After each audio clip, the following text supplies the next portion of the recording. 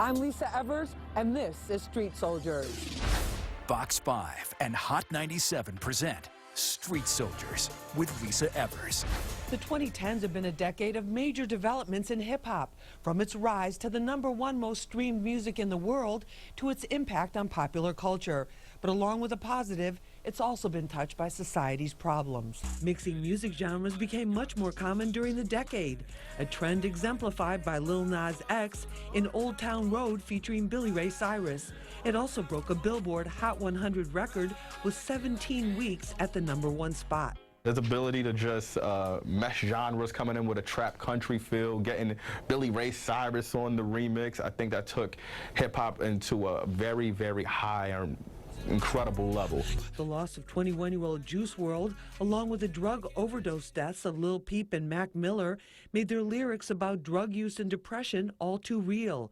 The murders of XXXTentacion and Nipsey Hussle underscored the deadly consequences of gun violence. I think that it's just really highlighted some of the problems that young people face in this world and how deep it really is. It's not as simple as I think it used to be. Cardi B's Bodak Yellow took her to the top of the Billboard Hot 100, and her album, Invasion of Privacy, earned her the first Grammy ever given for Best Rap Album to a solo female artist. But there were many other female artists who blazed trails in the 2010s, like Remy Ma, Nicki Minaj, Megan Thee Stallion, City Girls, and Rhapsody. We saw what happened with the battle between Nicki Minaj and Remy Ma, and then after that, all of a sudden, it was an explosion of female MCs and record labels, you know, paying attention to them and signing them. The always evolving, always creative Drake dominated the decade with more than 200 songs on the Billboard Hot 100 charts. Whether it's R&B Drake, singing Drake, whether it's hip-hop Drake, bringing you the bars,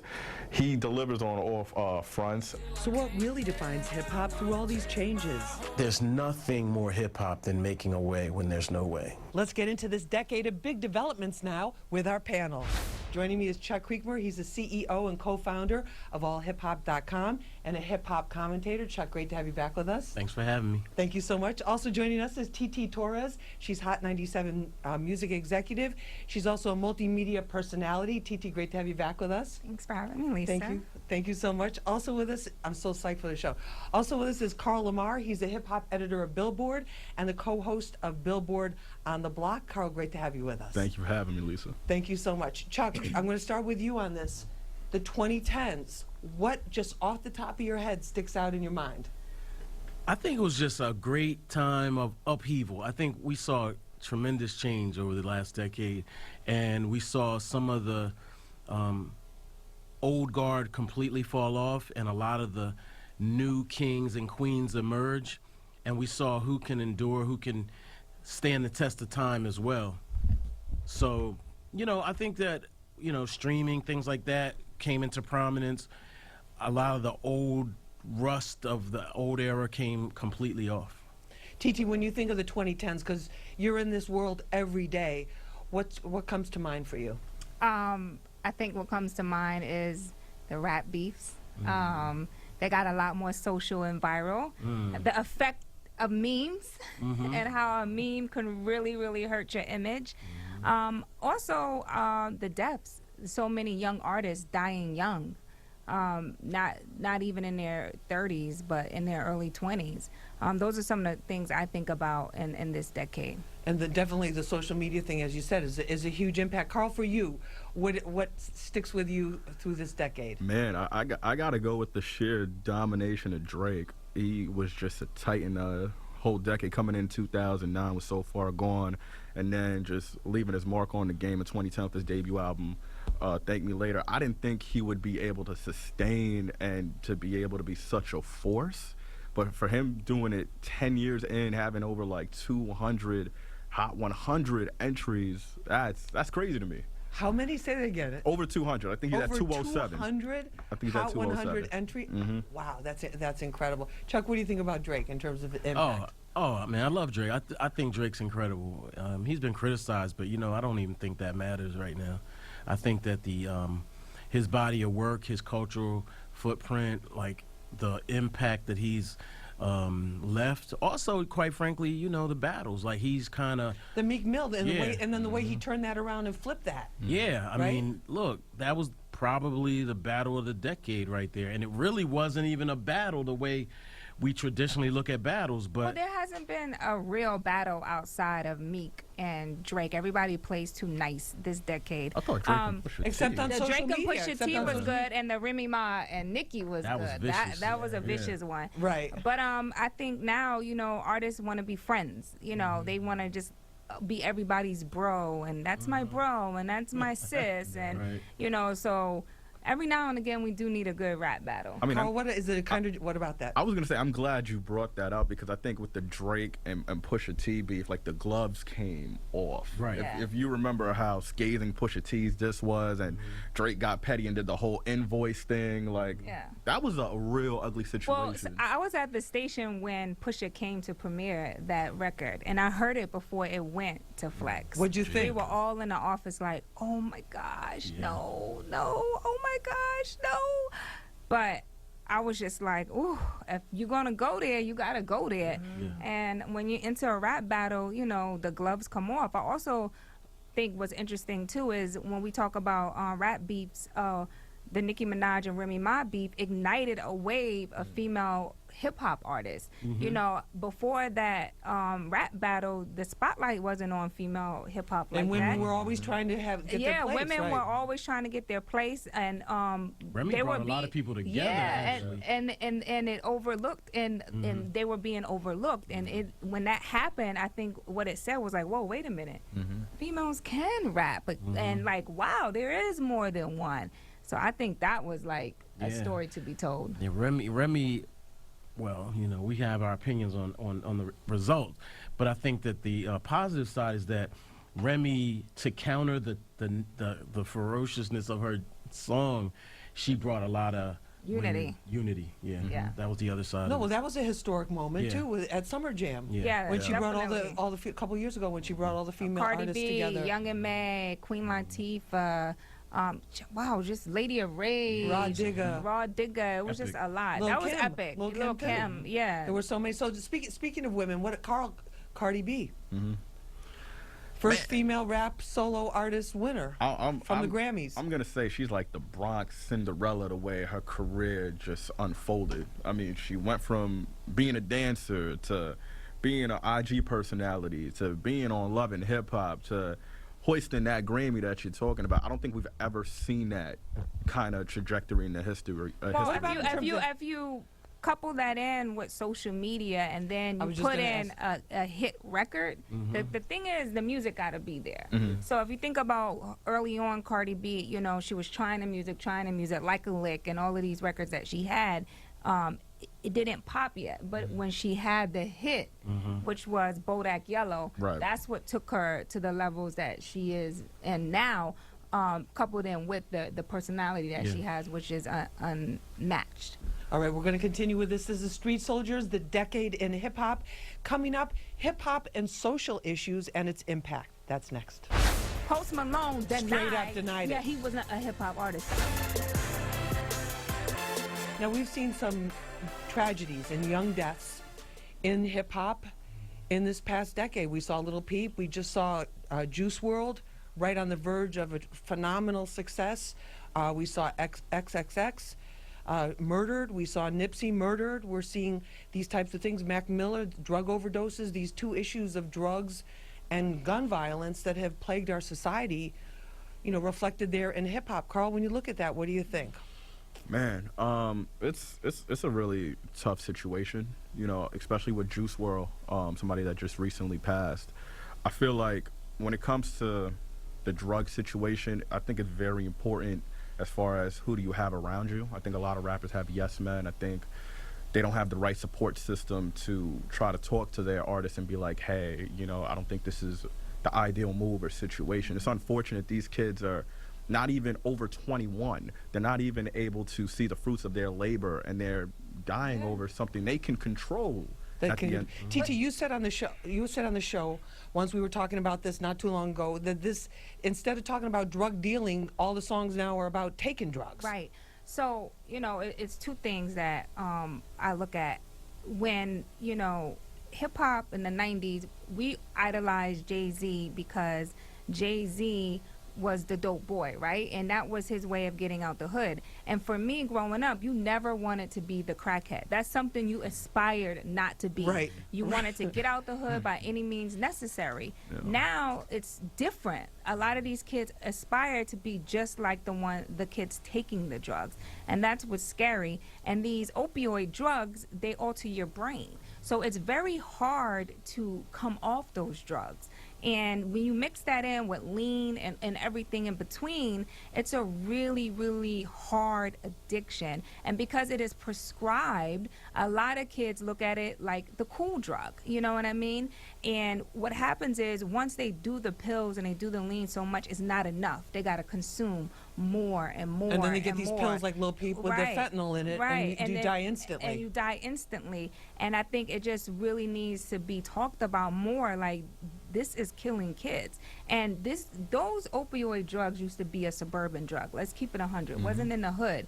But then these artists started making music to cater to that audience, because that audience lives in the streaming world, right? That suburban kid who's not in the hood, who's not into different things that how we grew up. So now these young artists are entering in their world. And so now they are experiencing the things that these kids are experiencing. Right. And because it's prescribed by a doctor, it's not looked upon as so bad, but it is a horrible But then when they drug. can't get the prescriptions, they get the bootleg ones. But let me bring it back to the music and the effect of the artist. Chuck, what about the effect of these types of things, these issues, you know, the drugs, the gun violence, but especially when we lose artists like that, because people feel things so much more instantly because of social media, the social media explosion. Well, I think it's What's your twofold. take? I think there's two sides to that. You know, I think that we've seen, you know, the deaths that you mentioned, but there's been way more. There have been tons and tons of deaths of artists that are not as notable, but it's sort of like the cops killing black people on camera. You see it so much that you become desensitized. You know, Yes. you're not as affected. So you may get a 24-hour news cycle out of it, and then it's kind of gone, right? So even with Juice WRLD, who was tremendously on a super path, like he was really talented, but you're not seeing you know, when Biggie, I mean, of course, you know, Biggie is the almost, Big and Pac are the gold standard, quote unquote, when it comes to deaths in hip hop. Right. But you're not going to see a parade down whatever street In Chicago, in Southside Chicago. I also What wanna about say the cops? this. Oh, go ahead. I was gonna say, just to counter that real quick, I think when Nipsey passed, I was just going to ask you about that. We're talking about That's What different. about that? gonna What say- about the Nipsey? I have a. Let him make his point. Okay, all right. I mean, about the Nipsey, I felt like that went on for like damn near a month, and that's because of social media with everybody. I don't agree. You I disagree, and I'll tell you why. Because if you know Nipsey was in every hood. He was in every his influence, city. right? It spread. So he's been around. I know you know this, but he's been around way longer. You know, people like Steve Lobel, cats like that. They were taking Nipsey and introducing him to everybody. Yes. So when he passed, that's why it was so Personal. It was real for people. because we shook hands with him, we hugged him, We knew him. We knew the story really knew behind him. But what strikes me the most is, and what disturbs me the most, is how desensitized we have come as a community in terms of putting everything on social media. Let me ask you this: in terms of the way they look, the way that artists are looked at too, is it possible for there to be such a thing as an amazing artist who's really popular without social media? Chuck. Oh boy, that's hard. It's hard to That's do. tough. Almost That's not, tough. no, J. right? Cole and Kendrick Lamar. Without- they're fine. Yeah, they're fine, but they have, but they built that's that like before Beyonce. it Right. exploded. Oh, so you're saying Before like it a exploded. new artist? Yeah. Yeah, I mean, you know, some of these guys, they captivate you, or women, they captivate you differently. So that they, like Kanye said, you know, don't do no press, but get the most press. You know what I mean? Yeah. So, what if you drop a song, it carries for, you know, most of these guys are out here doing the most, trying really hard to get attention all the time. It's Right. a 24/7 thing. But someone like Kendrick, Cole, Beyonce, I mean, she's not a rapper, but you know what I'm saying. That's legacy. Yeah. Y'all might hate me for saying this, but what about Post Malone? What about him? What about him? Post Malone, he's not But this a is social media. I mean, but and this is an artist. See, this is my issue with him. This is an artist that came out and said what he is doing is not hip hop music. Yeah, That's a he's problem not- for me. he's not a- because you're a white artist. what is hip hop now? But Nah. no, Post Malone's not one of us. No, that's not he's cool. not one of us. because- Okay, that is a good but question. that's not cool though. As a white You artist, mean for him to say it? for him to say that and basically piggyback his first hit if he came were- from but- urban but radio. TT Let's keep it TT 100. but That if- first hit he had. No, let me finish Okay. my thought because I'm very passionate about this conversation. That first hit that he had Iverson. White Iverson broke at urban radio Right. first. Okay, and then he went over and crossed over into Z100 and all of And these then he other started feeling places. himself and said, and "I then, don't need and then hip-hop." he don't make rap music. So what are you saying? That our music that come from our culture, which is But black culture, allow it. is not hip hop. But we So allow what it. happens 10, 15 years from now when all the faces look like Post Malone and our brown and black faces are faded to the black? So again, what is hip hop now? No, but I'm but just it's, asking. it's But wait a minute, black let me ask you this: culture. That's what it is. but if he had said if he was a black or Latino artist and had said, I'm not hip hop, would that Juice have? WRLD said that before he passed. He said, "Yo, I'm not trying to be just a hip hop artist. I'm trying to make music that's bigger than that." There's a Right, lot he of said, artists. but he didn't deny that he was a hip hop artist. Post Malone denied, Straight up denied that it. he wasn't a hip hop artist. That's a problem for me. That's But a the problem. bigger But is it all- problem is us accepting these artists, breaking these artists without vetting these artists, and allowing them into our world. For better or worse, we're the most accommodating culture. We are. Right, we are. And Post But Malone. that's Give been- everybody a hug. but that's been a strength of hip hop. But that's been a strength of hip hop. Let's keep it 100. The Post though. Malone is still bringing out the baby. He's Because he still needs bringing them. out. Of course, he doesn't needs them to still be need- cool. He doesn't need them, but it keeps him cool. It keeps him cool because that's what black culture does. It's cool. Right. That's why other people want in it. And let me also say this. It's easier for somebody like a Post Malone to cross over to Z100 and all of these places than it is for the baby. Why isn't it the same playing field over there? But that's a whole nother show. That's another we could show, do. but we've done that. But it's time to do that again. Chuck, what about Post Malone saying that he's not hip hop? Does it matter to you, or is this just a sign of the times? I mean, I don't care about Post Malone. You know what I mean? Right. Like, I think that it's just unfortunate that he doesn't have enough respect For the culture. and that's the real problem. And there are no consequences. There are no repercussions for him saying that. And furthermore, his own audience is probably extremely ignorant and doesn't even take offense. But this does harken back to the day which TT mentioned earlier. It's like where products didn't want to be associated with hip hop because it was predominantly people of everybody color. wants to be black till it's Yeah. time to be Right, black. exactly. And then it went in popularity. Real Right. quick, Carl, what about Post Malone? You brought love I Post mean, Malone. You brought up I'm Post not, Malone. listen, You I'm, love I'm a Real quick, Post final Malone word on this fan. segment. I'm not gonna deny I'm not a Post You're his Malone best fan. friend. Okay. Post Malone, dope artist, but I do think he has a strong appreciation for hip hop. I don't think he's the type of artist that's gonna say hip hop, turn his back. Ooh, you can't do that here. You know what I mean? So I'm not gonna close the door on him. I do agree with what you were saying. His comments were a little controversial, but I think deep down he still has a love and appreciation for hip hop, and hip hop loves him. Billboard. Well, then Okay. say, All right, but then you guys- say that. you guys, we but have- then say that when you're on a big Listen. platform. Don't say I hate. Listen, when you're on a big platform like that, and this is my issue. When you're on a big platform like that, and you're able to get on those platforms, tell the truth about what it is, and give the respect to the culture. But- that Okay, But real he quick, we're also- almost he out of also- time. That's all Carl, I'm final word. Let's he get the other side. also said the first song that made him fall in love with hip hop was Fat Joe Lean Back. So he's not denying Okay, the we got to culture. lean back, and we're going to be right back. This is Street saying Soldiers it ain't the culture. 2010s, Too the much time decade on in hip Post hop. We'll Malone. be right back. We're out of time, but I want to thank you guys for being with us for this for having us. episode of Street Soldiers. Chuck Creekmur, thanks so much for being with us. TT, great to have you with us again. Thank you. And Carl Lamarre, thanks so much for being with us. And thank you for joining us for this episode of Street Soldiers. I'm your host, Lisa Evers. Remember, use your mind. It's your best weapon. I hope it's your only weapon. Let's push for peace.